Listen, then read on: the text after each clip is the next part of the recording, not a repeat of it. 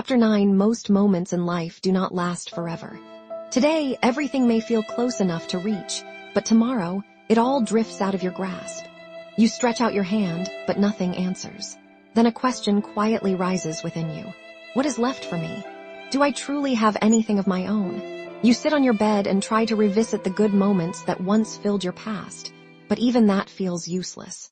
You reach for your smartphone, hoping to find someone online, someone to talk to, but no one is there. And in that silence, you curse the truth. It's just you, only you in the room. When we broke off for the first term holiday of our second year, a global lockdown fell upon us after the outbreak of a deadly pandemic. It made us feel as though we might never meet again. Everything stood at the edge of extinction. Normal schooling no longer seemed possible. Distance became survival. Schools will be allowed to reopen after the administration of the vaccine is partly successful tomorrow. Schools are therefore expected to fully equip themselves with the required preventive measures and follow the SOPs. The announcement came from the television.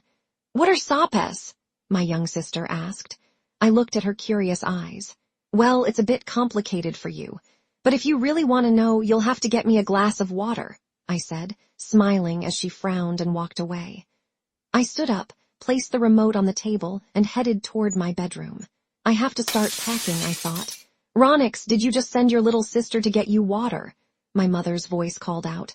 "Of course I did," I replied reluctantly. "I knew it. Come and see," she said, her tone rising. I hurried back to the sitting room. "What now?" She pointed at the woolen carpet. Water had spilled across it. I was told to mop it. "What did you do?" "I told you to put it on the table, not the sofa," I complained as my little sister stood beside me, looking as innocent as ever. As if she had done nothing.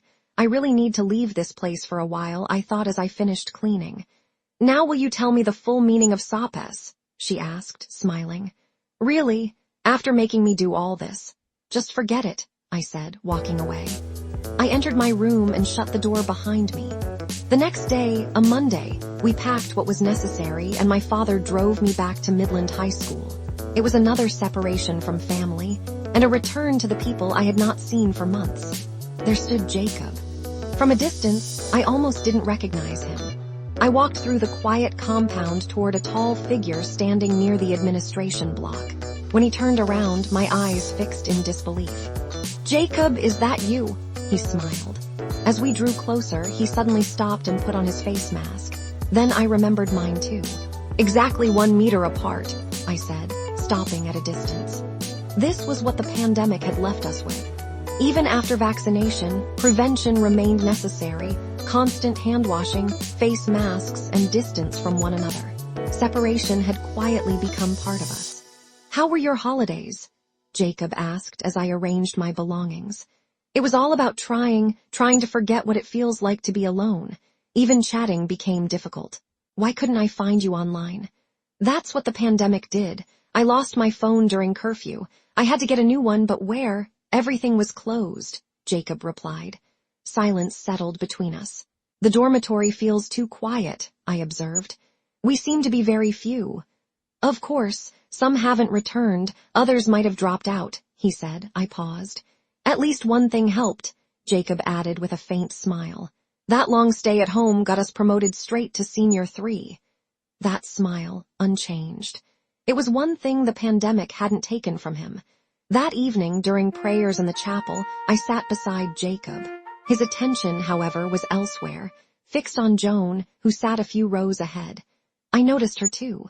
She had grown slightly taller, but everything else about her felt familiar.